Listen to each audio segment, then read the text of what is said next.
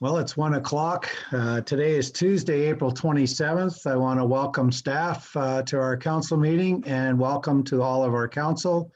We're all here in attendance. Call the meeting to order at this time at 1 p.m. And I'll ask for a moment of silent reflection so we may reflect upon our duties of today, please.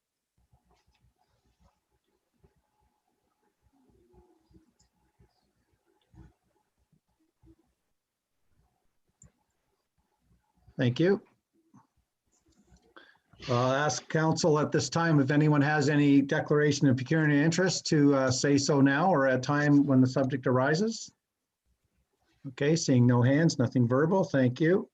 And approval of the agenda as amended, and I'll have the CAO to speak of that, I guess, for a second, please. Yes, thank you, Mayor. We need to add 2 items under section 239B of the Municipal Act to the closed session. Okay, thank you. So motion then as amended, please, council. Councillor War, Councillor Archer, all in favor? And then that's carried. Thank you. I'm looking for a motion then for the approval of the minutes for the minutes of April 13th, 2021 be adopted as presented and as or amended. Deputy Mayor Burt and Councillor Walsh, all in favor? That's carried. Thank you. Is there any business arising from those minutes? Okay, seeing no hands, no verbal, thank you. Then for onto the consent agenda, then a motion to receive as circulated for information. This would take in C1, C2, C3, C4, C5, R1, and the minutes of the Cemetery and Police Services Board minutes. Motion for that, please.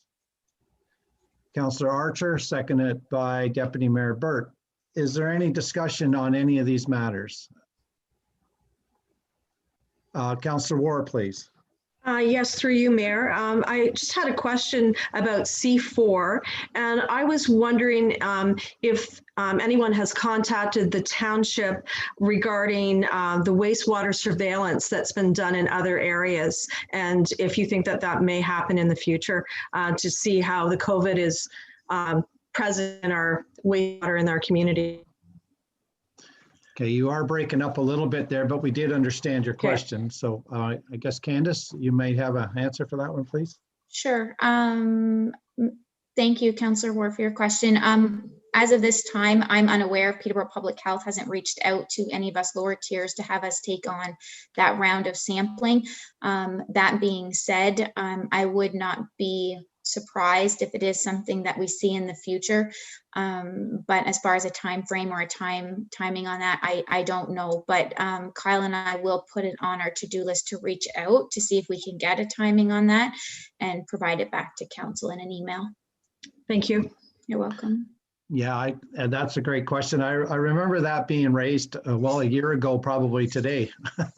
That there was talk about that way back when, but I haven't heard anything myself either. So, anything else been pulled from the consent agenda at this time? We have a motion duly seconded. All right, seeing no hands, then all in favor, please. That is carried. Thank you. So there's no delegations at this time. So now we're on to staff and committee reports then. So R2 would be Candace White, our CAO clerk treasurer, with our guest presented by Jamie Robinson, MHBC Planning, Urban Design and Landscape Architecture. And this is regarding our growth management and official plan update. Candace, I'll let you give some introductions for us, please.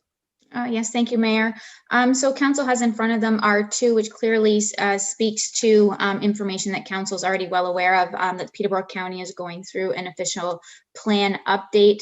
As council is aware, they've hired consultants to take on the growth management portion of that work.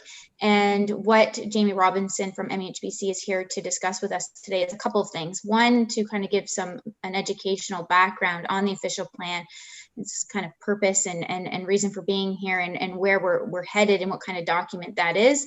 And then the second part will be kind of how Asphodel-Norwood needs to position itself during those conversations in that update to ensure that future growth allocations based on the new provincial policies, that we are in alignment to take on additional growth, to look at the settlement areas, et cetera. As you can see in Jamie's memo that was attached to your agenda, he clearly spells out his recommendation as to how we should move forward. And the second part to that will be then taking an actual deep dive into the official plan itself and the policies and how they apply to the different designations in Asphodel-Norwood. And do we need to look at taking a different approach to employment lands, Highway 7 corridor, et cetera, et cetera. But that would be step 2 of this plan. So we need to just be in alignment where Peterborough County is at this time, which is dealing with the growth management piece. So I'll introduce council to Jamie Robinson. He is assisting township staff with this project, and he is here today to give a presentation on the official plan and next steps. Oh, Jamie, the floor is yours. Perfect. Thanks. Thank you, Candace. If I'm not sure who the host is, but if they could just enable me to share my screen, I can show the presentation here. I think you should be. There we go. Yep. Good. Okay. Bear with me 1 second. Everybody see that okay? Yes, sir. We're good. Yes. After a year of this, we're starting to get the hang of it here, but hopefully it doesn't last for another year. But so first off, thank you, Your Worship, members of council, and also to anyone else who's watching for having me today. As Candace mentioned, my name's Jamie Robinson, and I'm a partner with MHBC Planning, and we're based out of Barrie. Just a bit of background about myself. Have done some work for the county historically on some of their growth management issues and their current development charge study. And I grew up in rural North Simcoe County, so I have a very good appreciation for some of the issues that affect rural townships such as yourselves with small settlement areas and really a large agricultural land base. And as far as advice I provide, I've been doing this for about 18 years now, and the majority of my clients are small to medium-sized municipalities throughout Central and many Northern Ontario municipalities as well. So thanks very much for having me today, and for Candace for reaching out. And what I'd like to do today is just sort of give you a bit of a primer on planning at the start. I know it's not always top of mind in your community, and you do rely on the county official plan. So just a bit of background about why we're here, and then a bit of a summary and synopsis of the report that's on the agenda. Hopefully you've had a chance to review it. If you haven't, if there's anything you look at, have a look at the executive summary at the start. There's a number of pointed items there that provide a bit of a summary about what the rest of the memo speaks towards. So with that, thanks again, and I'll just jump into the presentation here. So just in terms of, from a planning perspective, why we plan, the reasons are really, it's about managing change at the end of the day. So there's a lot of words on this slide, but it's really focused around the public interest, managing change, and protecting the things we all value in the community, whether it's environmental features or agricultural lands or landscapes, and also providing for opportunities for economic interests in the community, and also those healthy lifestyle considerations. So those are some of the reasons on why we plan and why it's important that this is really an important time for you folks and for the county as they're undertaking their official plan update. And sort of the planning hierarchy in the province, the federal government has very little to do with planning. The items that do come to mind are things like communication towers, like your cell towers and those sorts of things, which we don't have any jurisdiction over, but it's things you see on the landscape that have some relevance to the planning process. It's really from the province down, and the provincial documents will provide a little brief overview today, on what they do. The county has a large planning function, more of a long-term planning function and approvals function. And then your town planning function is really related to your zoning bylaw and issuance ultimately of building permits. When somebody asks why planning is important, I always say, and how it relates to things, at the end of the day, the last step in the process is always issuance of a building permit, or sometimes the first step in the process. That's when people really take notice of planning, is if they can't get a building permit to do something they want to do on their property. That's when it really first affects them. So at the provincial level, we've got the Planning Act. It prescribes matters of provincial interest and outlines the various legislation that allows us to enact these official plans and zoning bylaws, and provides for the consultation requirements. All decisions that you make as a council have to have regard for these matters of provincial interest that are included in the Planning Act. And the Planning Act includes all sorts of provisions in it related to appeals, related to consultation on the various types of applications. And it also outlines that it provides the legislative framework for that adoption of the PPS, which is the primary document the province uses for land use planning.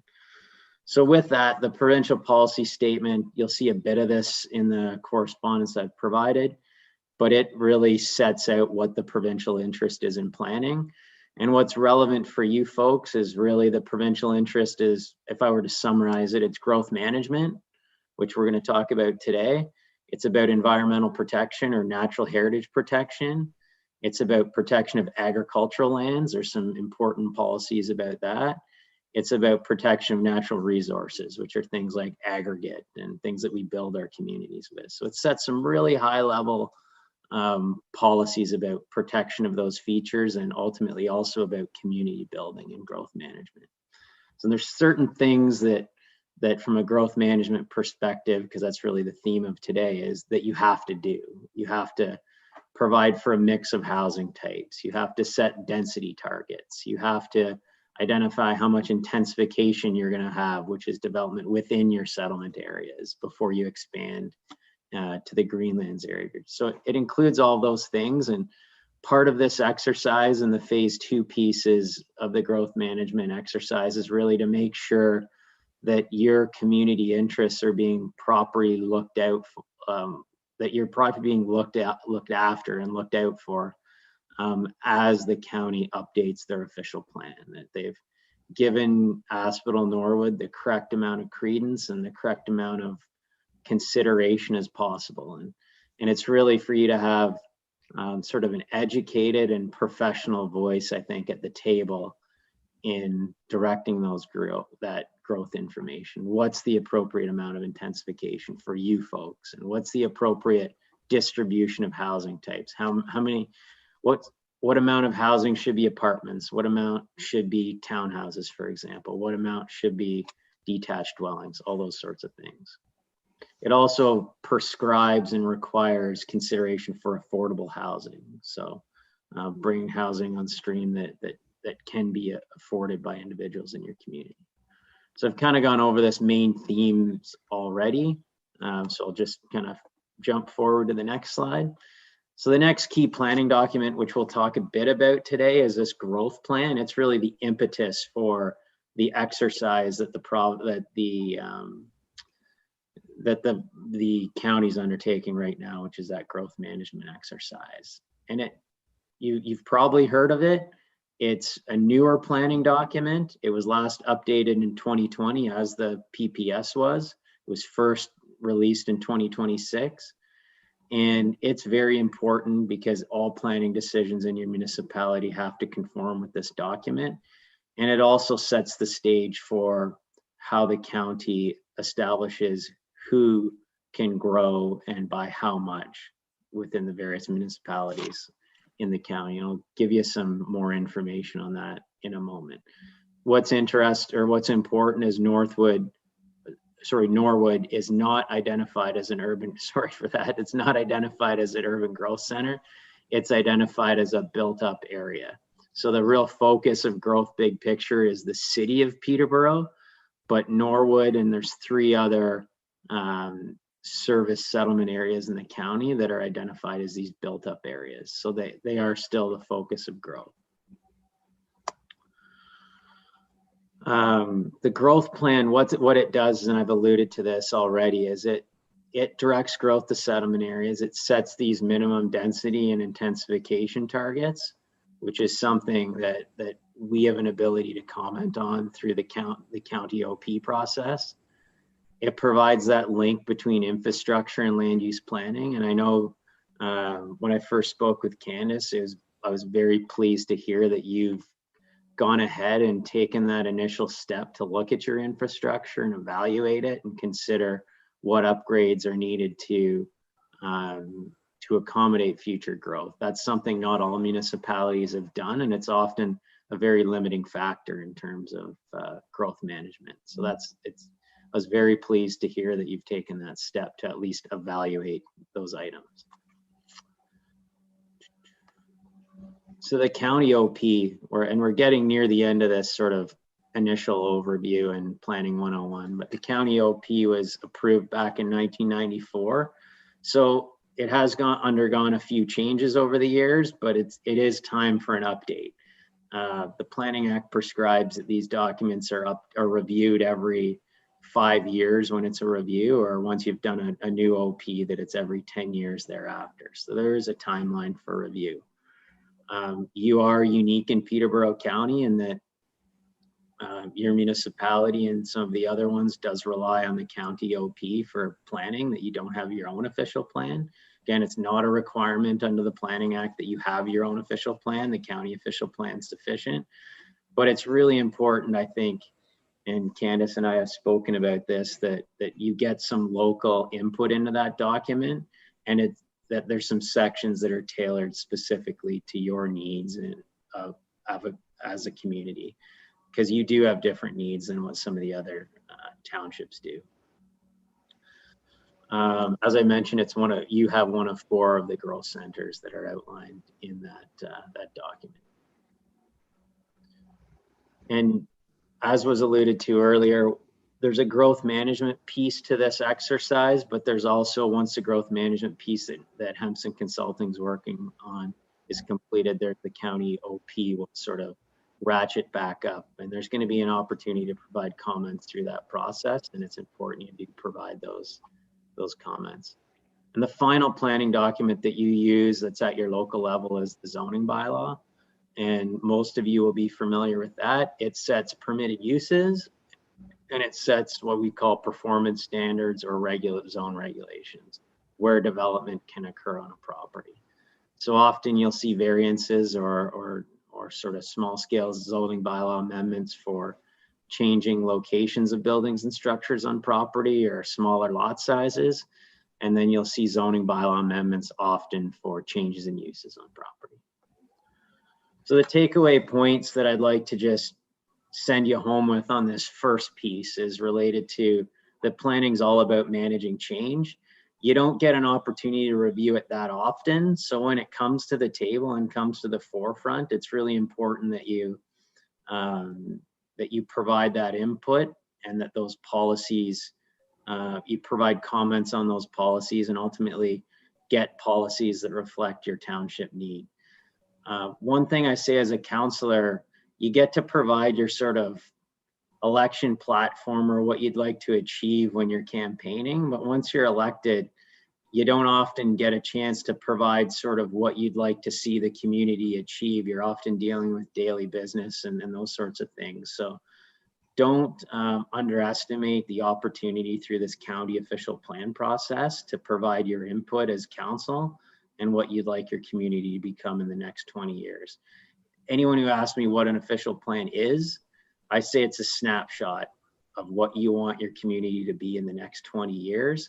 And it's the document that guides how you evaluate zoning bylaw amendments, how you evaluate minor variants, how you evaluate applications for change. And that's the importance of this official plan. And that's why it's a very important strategic document for you.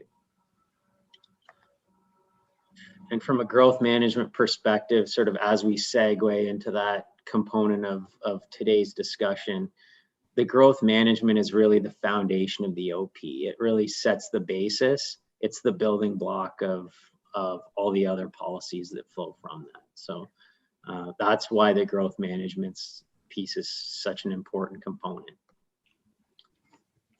So on that, moving into what the county's doing, as Ms. White mentioned, there's two parallel processes that the county is running with right now. The first, they really initiated their OP review, but have pressed pause on that while they undertake this county growth analysis project.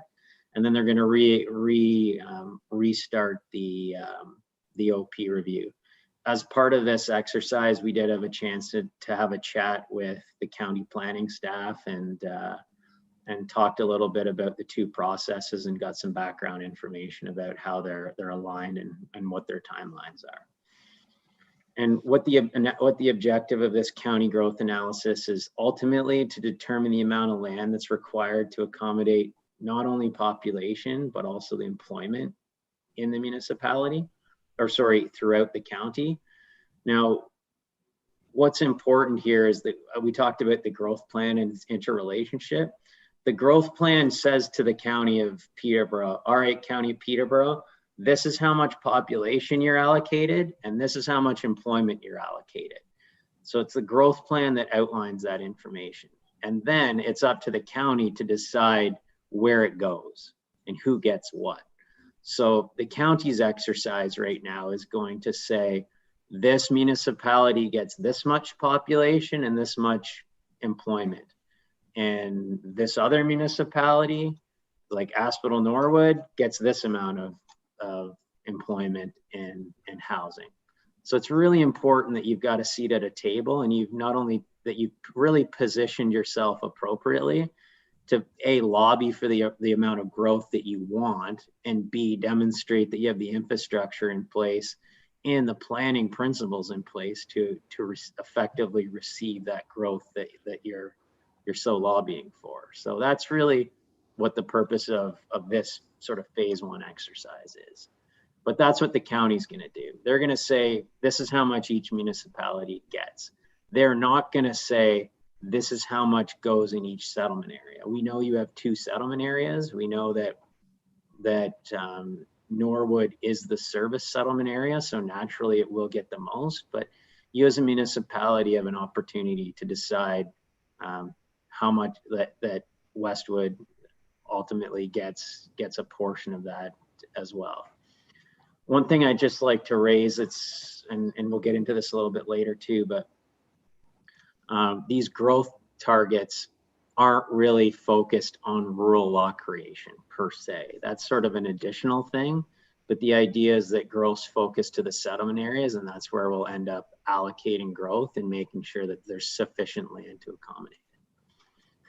So the other piece of this county growth exercise is to evaluate greenfield density and intensification targets. And what that means is that where you see a new plan of subdivision being developed, so not inside the existing built up area, but these new subdivisions, that's what's called greenfield development. So there's minimum densities for those. So people often say, like, why aren't the lots as large as they used to be? Well, it's because the planning documents require the lots to actually be smaller in most cases because of these densities.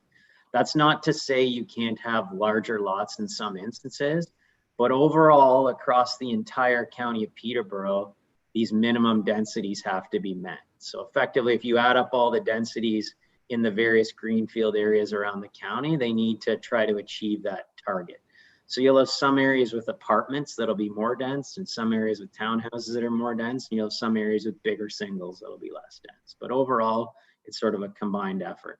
But it's important in this exercise that you're involved in that discussion and you set some density considerations for your municipality, so that, because it really is a reflection on the built form you're going to see, the type of housing, the size of lots, those sorts of things. So it's really important because it sets the stage for that over the next up till 2051.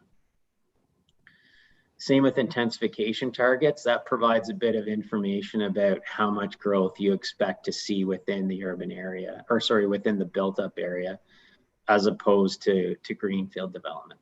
That's important because from an efficiency perspective and a servicing perspective, it's important to make use of those existing services effectively and efficiently.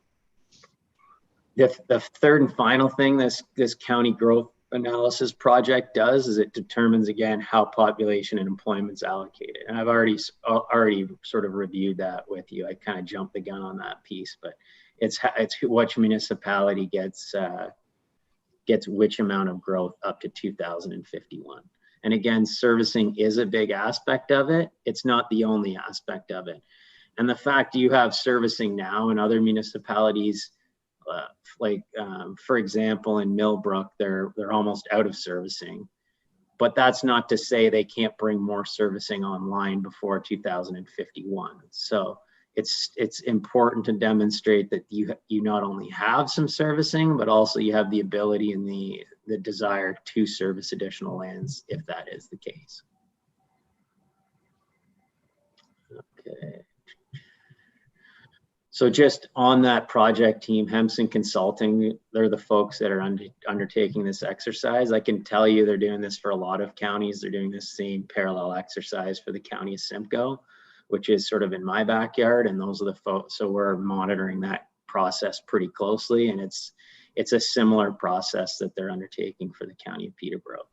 They're hoping to be done in the fall. Why that's important, they've even reached out to us already to say, we'd like your comments as soon as possible because we're starting to do the background work. So sort of, we need to get cracking, so to speak, on getting our review completed and getting that review agreed to by council so that there can be some educated and thoughtful comments provided to Hempson on this exercise so they can incorporate it and meet the timelines that they're obligated to meet with the county. So again, any of these conclusions we make will also affect the new official plan.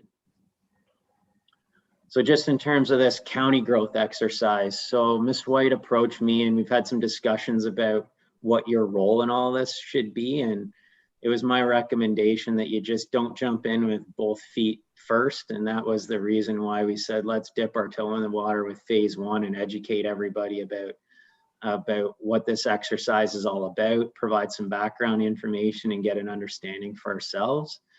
And that's really what this phase one piece is about. And I think the executive summary and the summary provides some direction on that and some background information and some clear next steps. And then phase two is I think there's two components of it. It's to provide information on that growth management piece that we've been taught, that I've spoken so much about.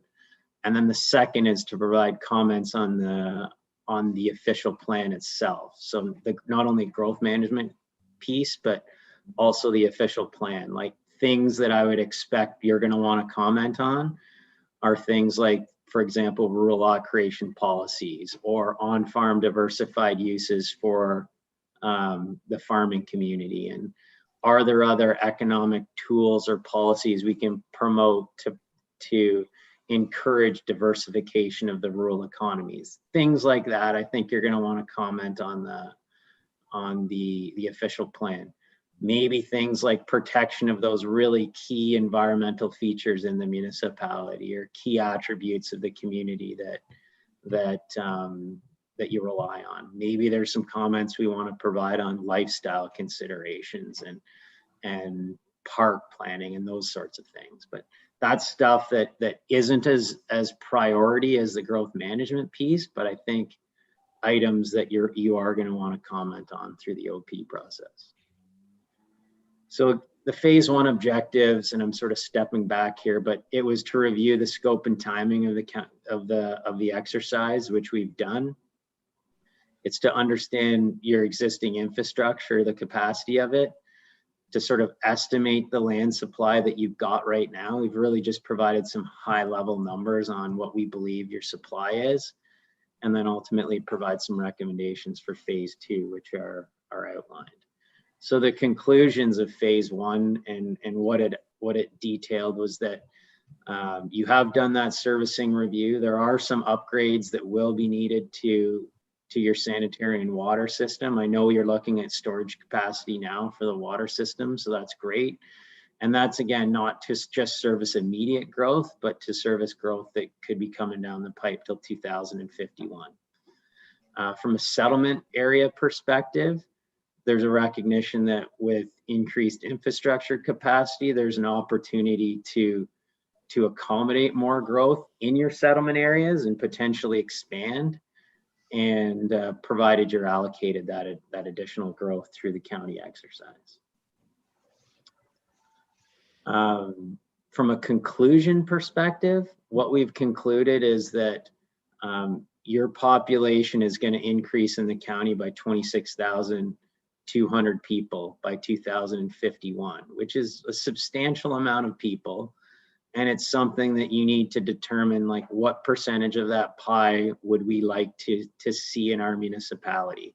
And again, that speaks to why this OP and commenting on how the OP is going to be developed and how your community is going to be planned in the future is so important right now, because this document will set the stage for how your community's planned out, and ultimately the lifestyle of your future residents and current residents for that matter. We just did some very sort of napkin sketch type numbers, and what it identified was that your current population allocation in the county OP is 8.5% of anticipated growth. And if you were going to receive that growth, it would be an additional 2,200 people. So you consider that and balance that number, but based on the size of Norwood currently, and that's a substantial amount of population increase.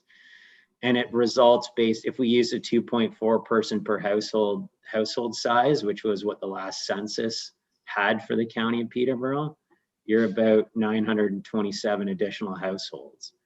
And that's if you get the same allocation that's in the current document. If you seek more or less, those numbers would obviously change. But I think it provides a good starting point and a good snapshot on kind of what you're up against and what your considerations need to be, and the magnitude of and the importance of those considerations.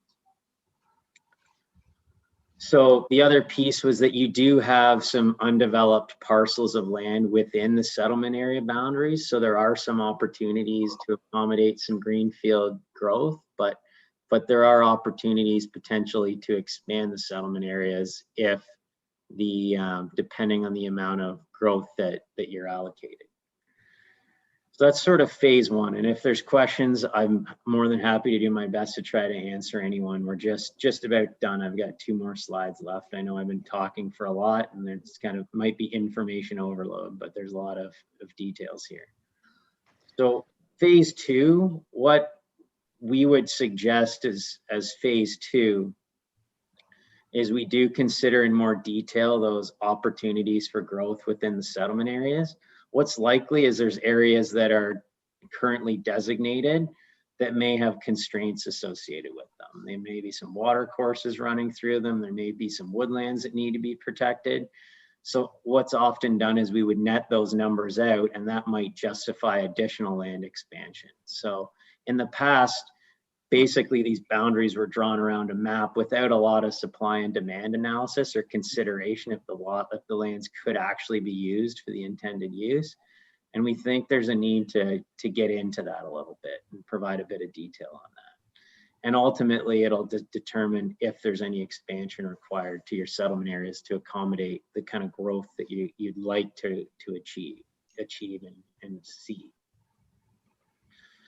And that brings me to point number 2, is what amount of growth would you be comfortable with receiving?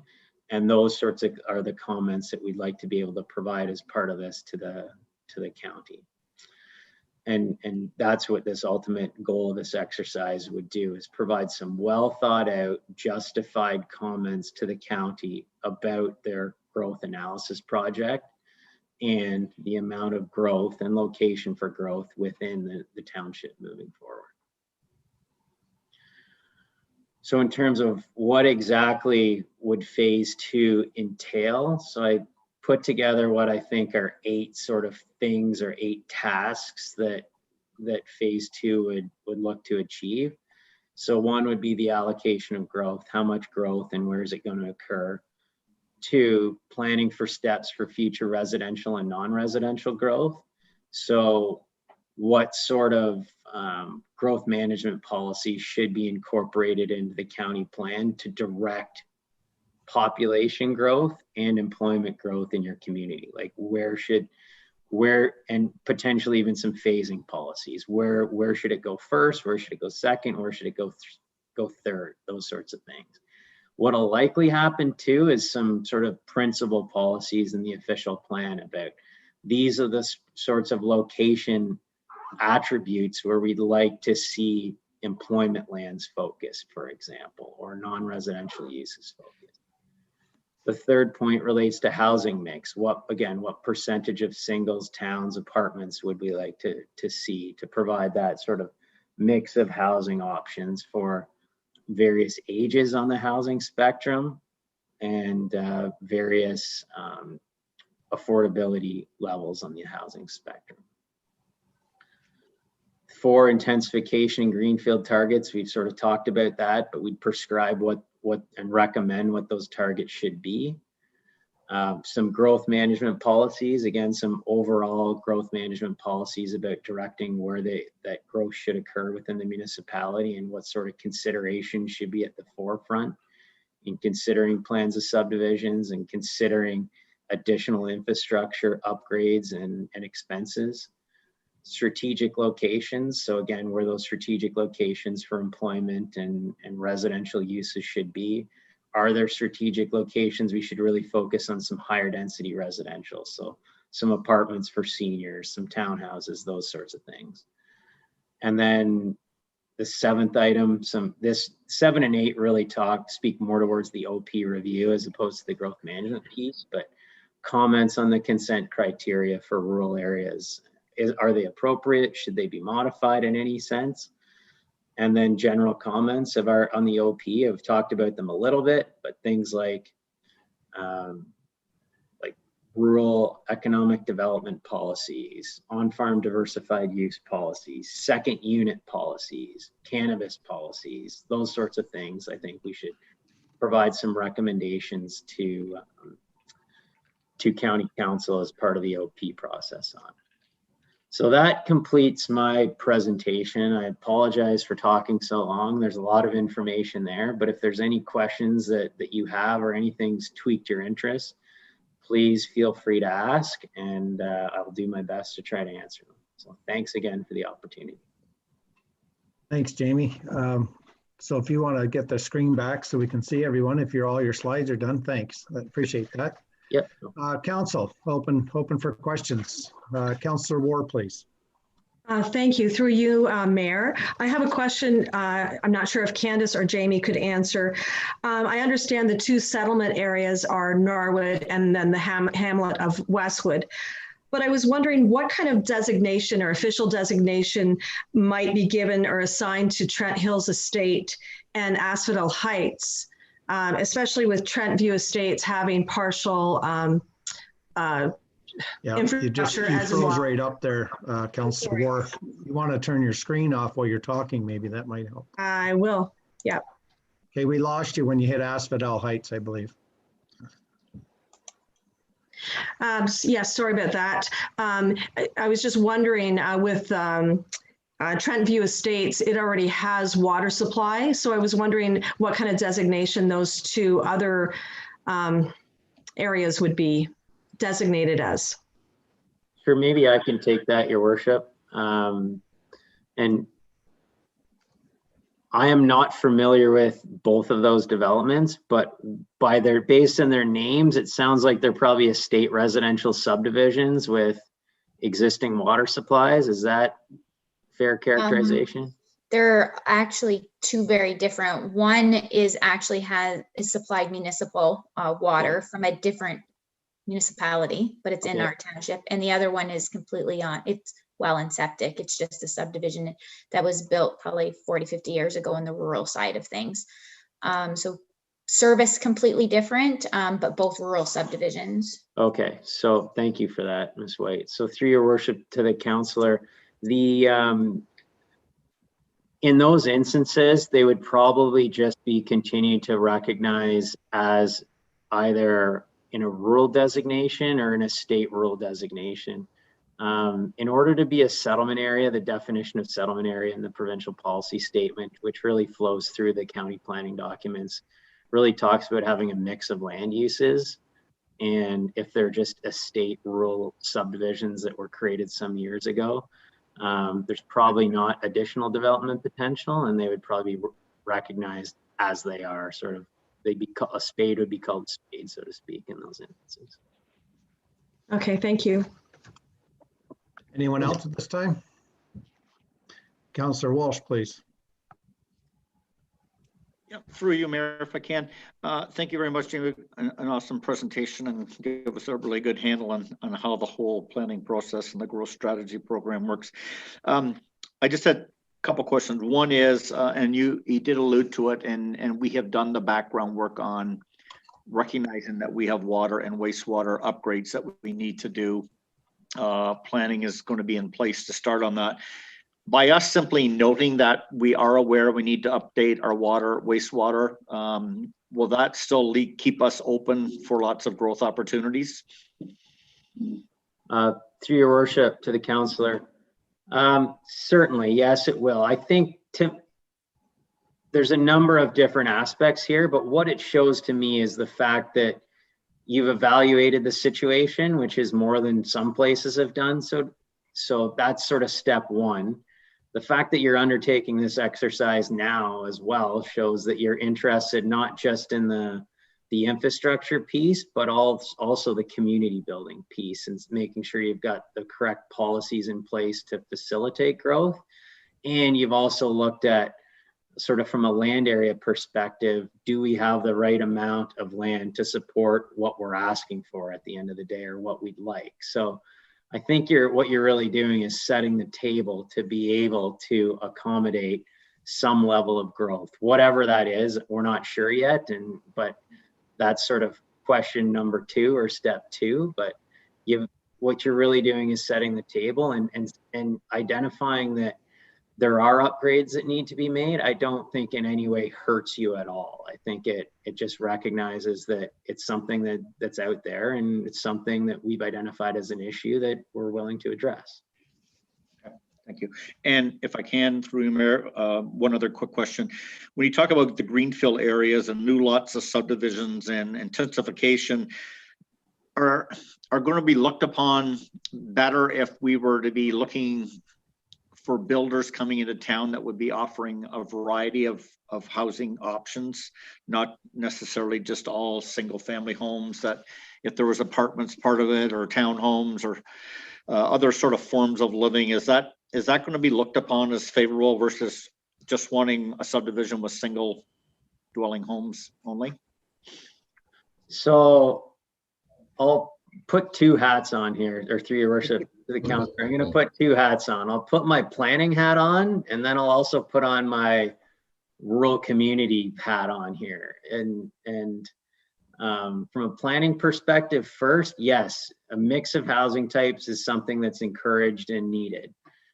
But what I can tell you, and I think you've probably seen it, is that in dealing with a lot of smaller municipalities, affordable housing is important. And you see a lot of your young community members can't afford to live in a single family home in the community they were raised in or near it. So providing some alternative housing types for first-time home buyers to get into the market, and for seniors as they transition out of the housing market, possibly to a rental or alternative living style, is, I think, advantageous to the community as well. So including those types of policies in your official plan and details serves a number of benefits, not only from an efficient use of infrastructure, but also community building perspective as well, and keeping sort of the full spectrum of residents in your community. Okay, thank you. Yep, thanks. Deputy Mayor Burt, you had your hand up, please. Yes, thank you very much, and through you, Mayor. Thank you, Jamie, for the detailed presentation and report. I think every one of us learned a lot from it. And I just more have a couple of comments, and I'll just comment on Barry's question about the variety of housing options. I can remember it was probably one of our first meetings as a council, and that came up, and I was certainly in full support of that. But I think everyone in the room from the public, if they had voted for me, I think they were double thinking that, because most of them weren't in support. So I get the dilemma of that, your planner hat versus your rural living hat. So, but it's certainly something that we have to go ahead with. I am in full support of moving into the second stage of this project. I think it's so important that we're proactive versus reactive, instead of getting the report from the county and then being back on our heels. I think we're in a great state to move forward and see what we have. 20 years down the road, I don't think it will be this council sitting around this table, but hopefully we've laid the groundwork so that future councils and the future community have the options to look at what we have put in place at this stage. So I think that's very important. So from my perspective, I'm full support of moving forward. As far as ag lands, I think it's finding that balance in our vision statement, and I'm just reading it here. Asphodel-Norwood is a safe, growing community, rich in heritage, and offering a rural lifestyle. And that's a balance that we're going to have to work really hard to find. And going forward with this plan, I think that will be front and center of finding that balance. So not really any questions. Both Councillor Walsh and Councillor War had asked a couple that I was curious about. And so yeah, that's all I have to say. So thank you very much, and look forward to moving forward with the next stage. Thank you. Anyone else have anything to say at this time? All right, my only comment, it's not a question, but thanks for being with us, Jamie, for sure. This was, I'm glad Candace reached out to your firm there for this, because what we've always pushed as a council in the village here and in the township is that we are open for business, but we want to make sure that it's smart business or smart growth. And this is a truly a good thing for us going forward, that we're not just jumping into this with our eyes blindfolded. We're trying to find all options and to be smart about what we're trying to do here. And just move forward with the times, and like Deputy Mayor Burt said, offer a rural lifestyle as well. So we still want people to walk down the street and say hello to each other, and that's what we want, and that's what we hope to have. So Candace, did you have anything you wanted to add further to this at all? No, I don't believe so. I just want to thank Jamie for squeezing us into his schedule. He has a lot going on, so do appreciate that. We will be moving forward with the next phase, and we're reporting back to council. We will be adding official plan conversation to our strategic plan conversation, since those are going to be all set up for the month of May. We're going to kind of piggyback while we're doing those focus groups, and kind of just kill two birds with one stone to save us another round of Zoom meetings. But I think it'll be a good opportunity, as we're talking about the strategic planning for the community, taking a look at what that means from a land use planning perspective and community building. So I think we'll take a close look at it at that time. And Jamie, I will be in touch, and thank you for joining us. Okay, well, thank you very much. I would just like to say thank you to all the members of council and Candace for the opportunity, and it's greatly appreciated. And we look forward to representing you well through this process. So thanks very much. Next time you come back, Jamie, you can wear as many hats as you like. Just I'll bring a cowboy hat by the sound of it. There you go. Yeah, thanks. Okay, council, at this time, then I guess the motion would be then to receive for information and carry on forward, basically. Motion by Councillor War, seconded by Councillor Walsh. All in favor? And that's carried. Thank you. Okay, R3 then would be Candace Wade, our CAO Clerk Treasurer again. This report is regarding investing in Canada Infrastructure Program, COVID-19 Resilience Infrastructure Stream, Local Government Intake. Candace, floor is yours. Thank you, Mayor. Pleased to announce to Council that we were successful in another ICIP round of funding the COVID-19 Resilience Infrastructure Stream. There will not be a formal community announcement or any media announcements in regards to this until the federal and provincial governments are ready to do a joint public release, but we were able to advise our councils of the successful application.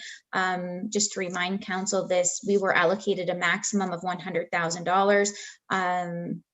In true Asphodel-Norwood style, we maximize that out at $99,750 to be able to move forward with rehabilitation efforts to the Norwood Town Hall.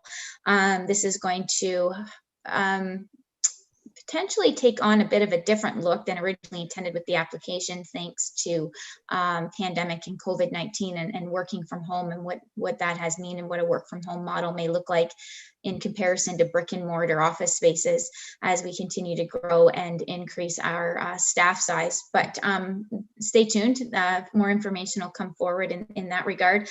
But the replacement of the Norwood Town Hall flooring upstairs is going to be a huge benefit. Obviously that floor is worn out, it's had its day, but we are in a pandemic and a supply challenge. So again, I will be reporting back to Council when more details and procurement knowledge is known. This is still in its infancy, and we're hoping to have it done in 2021. But again, it's really pandemic driven, being able to get the supplies and the contractors to do the work, depending on what stage of the pandemic we're at and when, will greatly determine. But it makes the most sense to do this work when we're shut down. So, you know, it will be the priority to try to get that. And I just hope that all of the other issues are in alignment with it, as stated. So stay tuned, Council, more exciting news to come. But the transfer payment agreement will be forthcoming, and you'll see that come across your Council desk for decision for the Mayor and I to enter into it, and then we'll move on forward. That's it, Mayor, unless there's any questions. Yeah, thanks, Candace. Yeah, it's exciting news for our township. Deputy Mayor Burt, please. Yeah, just a quick question, Candace. Do you know when the deadline would be to have this project done, or will that be forthcoming in the agreement? That'll be forthcoming in the agreement. Okay. Yeah. Yeah. Any other questions, Council? Seeing no hands, then I'm looking for a motion then to receive this R3 for information only then, please. Councillor Archer and Deputy Mayor Burt, all in favor? And that's carried. Thank you. Okay, R4 again, Candace, please. This is regarding our restructuring of the OPP detachment boards. Yes, thank you, Mayor. Yeah, so under the Community Safety and Policing Act 2019, the OPP detachment board framework has been developed that'll assist municipalities and First Nation communities to receive direct or supplemental services from the OPP to restructure their regional boards. The province is looking at amalgamating boards. As of right now, there's 7 in Peterborough County OPP boards. As detailed in the report, we've been through a process. The CAOs and the mayors met together and we had a chat. And it was then directed down to the CAOs to get together to try to put together a process. As you can tell, June 7th is a really tight turnaround time when we were notified on the 15th of March that this was happening. So it was really, really quick. So the CAOs all got together with representatives of the OPP and the 2 First Nation communities, and we discussed the approach. And it was decided that one board would be proposed to all the police services boards at their quarterly meetings that were held between April 19th and they're ongoing this week until April 29th. The last PSB is the morning of April 29th, the afternoon. The CAOs are meeting again to put forward what's going to go out to each municipal council for a resolution of support. One proposal for the detachment area gets submitted into the portal on June 7th. The Township of Selwyn has volunteered as the largest municipality in the county to submit that. So we're all working closely together. I can tell you that Asphodel-Norwood Police Services Board did support the one police services board moving forward. It will be a large board as it sits right now. It will be 15 members. If each lower tier municipality has an appointed person that sits on the board, as well as 20% of the board has to be community representatives and 20% of the board has to be provincial representatives. If the First Nation communities make a decision that they are not going to sit on the municipal boards and take a different route, and whether that is establish their own board, etc., then that will reduce the board down to a size of 11. That being said, Township of North Kawartha Police Services Board has met, and Havelock, Belmont, Methuen Police Services Board have met. They support 2 police services boards. Selwyn, Otonabee South, Monaghan, and Asphodel-Norwood at this point support 1. So Thursday's conversation is going to be interesting to see where we land, to see what's going to come forward and what's going to happen if we don't have municipal consensus by June 7th. Originally thought if we did not have a plan in place for June 7th, that they were going to kind of move forward and do it for us. They have kind of stepped back from that approach, and as long as we submit that we are in negotiations and we are moving forward and talking and we are, you know, working through it, they will likely not step in and take that approach. But ultimately, the goal will be to send to get a unified approach to this before the end of May. But as of right now, it's not, the CAOs were unified going in and we're not unified coming out. So based on the police services boards. So we'll have to see what happens with the remaining boards that need to meet. So I'm going to keep council obviously apprised of how this moves forward. And you'll see another staff report at the next meeting in May, I would assume, depending on how this goes on Thursday afternoon and whether we will just, you know, if we're gonna, the rest of us concede and go to 2 boards, or whether the other municipalities that would prefer to see 2 come down to 1, not sure. Further negotiation has to happen. So unless council has any questions or comments. Yeah, thanks, Candace, for that. Just to reassure council and anyone that may be listening at home that just because these boards may be dropping down to only 1 or maybe even 2 boards, by no means does this reduce the level of professionalism that we have with our OPP. I mean, they are just a phone call away. We do chat with them every once in a while. Candace, as staff, is in constant conversation with the OPP. If something arises in our township that's brought to our attention, she's on the phone, and then it's looked after almost immediately without even having to go to a board meeting. Board meetings set us up with statistics of what happens in our area as far as any kind of crimes or violence or speeding or one thing after another. And it also gives us an update when we do have complaints in the township in our areas for certain areas that may have a high rate of speed, or so the residents may think. But in actual fact, statistics prove that it's otherwise, that it might be just a narrow road and they're not quite sure of what the speed is. For the OPP are that I guess it was like 90% of the people are complying with the proper rates of speed for the area that they're in. So anyway, any questions from council on this report at this time? Okay, seeing no questions then, thank you. So we're looking then for a motion then to receive for information only then, please. This would be our 4 restructuring of the OPP detachment boards. Councillor Walsh, and seconded by Councillor Ward. All in favor? And that's carried. Thank you. Okay, on to R5 on our agenda then. Candace, again, this would be regarding our management action list from council, please.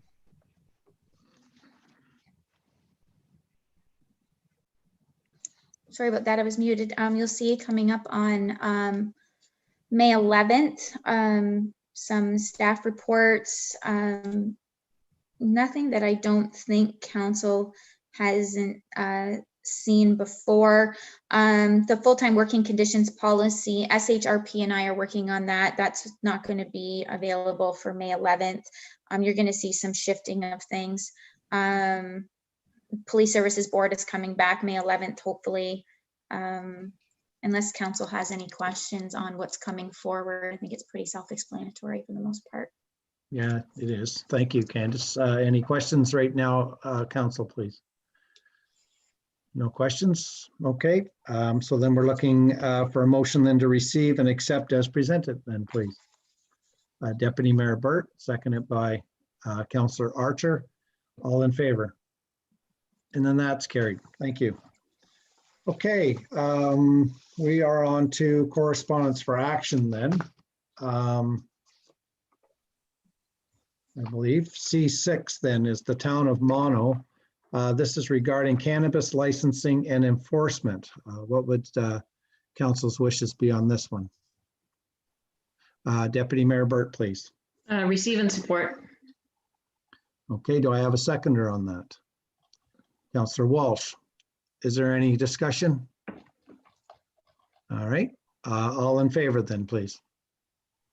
That's carried. Thank you. On to councillor liaison reports. Does anyone have anything they'd like to bring forward at this time? Councillor Ward, and maybe you want to turn your screen. Yep, very good. Thank you. Go ahead. Thank you, Mayor, through you. I did email the rest of the councilors the liaison report because I don't think I'm going to get through it. I'm breaking up. So I gave it already a copy to Melanie. So please read through it and see where we're at. It's just a report for the Heritage and Cultural Committee. Thank you. Yeah, well done and thank you. Anyone else have anything to bring forward at this time? Okay, seeing no hands, then thank you. CAO clerk's treasurer's list then, Candace, please. Thank you, Mayor. Just a couple of quick things. Just to advise council that the city of Peterborough and Peterborough County has a new physician recruiter for our area, Renee McKenzie, and I have connected with her to, I don't know if the buzz has gotten around that there has been a change in that position, so that we will be moving forward. I am working on getting promotional material for the township in place of video and printed material to support her in her recruitment efforts as we move forward. So just in case you get any buzz, yes, connected with the new person and we're on it. Things are moving. The transition has been smooth. I believe council probably has seen the census is out and about. So you see as May 3rd, you can start to complete the census. So really push that. It's really important that our growth gets identified in that census. And obviously it's going to be completed differently, but they will have an online presence, a phone-in presence, and a mail-in presence. So you just won't see that in-person door-to-door knocking that some people traditionally have used in order to get to fill out their census paperwork. So, you know, if you're out and about, tell your family members, tell your friends. The township has already started to push it on social media. Just getting accurate census data, that tool is really utilized in our world. So having that as accurate as possible is really important. And just to advise council that we were approved under the Canada Summer Jobs for our 2 students. That's traditionally been the case, but we just received notification. So our 2 summer students in Park and Rec were approved underneath that program. And that's it, Mayor. Thank you. Well, thanks. That was a very quick report. Any questions on that, council, at this time?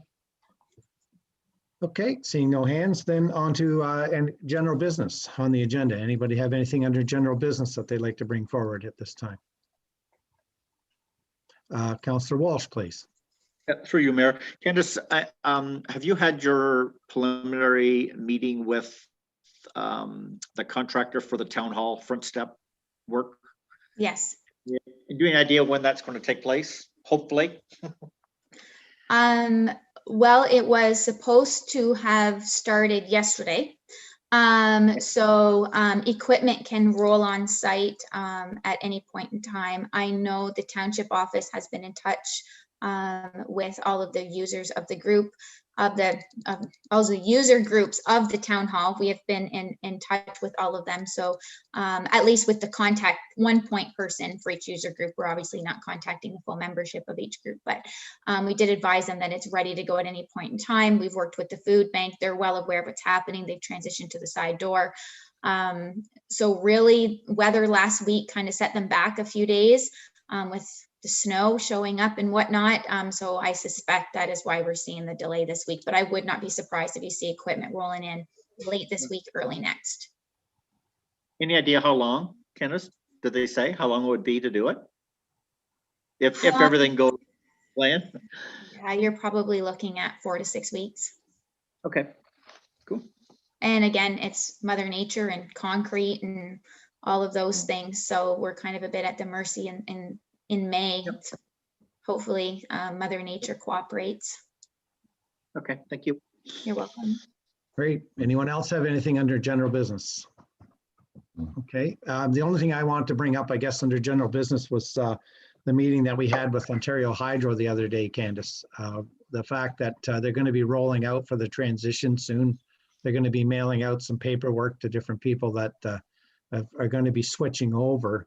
But the emphasis on this is that when Ontario Hydro actually does take over from the utilities, that the hydro bill will be, I believe it's 45 days will be the billing on it that they're going to catch up on, because Peterborough Utilities, I believe, is 15 days behind approximately on how they do the billing. So when people actually get their billing out this time around, when Ontario Hydro takes over, they'll find that their bill is a little higher than normal because they've caught back up to be up to date, I guess. Is there anything else, Candace? They need to align the billing cycle. So the PUC's billing cycle just runs at a different monthly term than the Hydro One's billing cycle. So they need to get them in alignment. So they're not running a separate billing cycle for the Peterborough Depot. So the first bill will be for 45 days and then it'll get on a regular 30 days. So we do foresee hopefully the communication gets out so residents are aware that that first bill is 45 days. There is a council package that we've advocated for that is coming out to council probably late this week, early next week at the latest. There is another meeting on that, I believe on Thursday as well, that I'll be touching base with Annie at Hydro One, and I'll get my hands on that and get it out to you guys. And it's just frequently asked questions, so you guys have the answers. It'll go to the front end staff at the township office, so if they're getting calls, social media type promotional materials that'll go out on social media just to help point them to the right phone number to call to get the information and to get the answers is the biggest thing. So put that phone number by your phone. Yeah.